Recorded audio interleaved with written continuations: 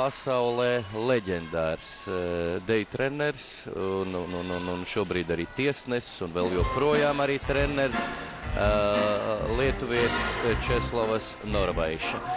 Jau, manuprāt, 80. gadu sākumā, es vismaz kā jau bērns, un atceros viņa lieliskos priekšnesumus. Viņš dejoja pārī ar savu kundzi, Jurāti Norvaišieni.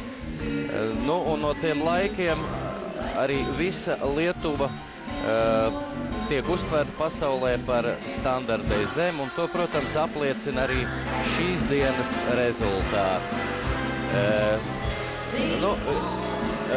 Norvaišu vadītais klubs Sukuris nav vienīgais, kas veido augstas klases dejotājus.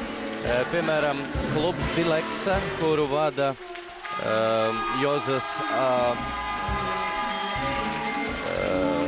Aleksandravičus, Viļņā arī šo dienu ir atvedis savus pārus, kas ir, es jau pirms tam pieminēju, viņi piedalās šajā čempionātā un ir pasaules vicečempioni.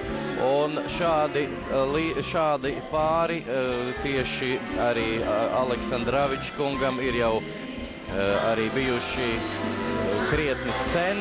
Var pieminēt Linas Korejva, Aira Bubnelīte un daudzus citus.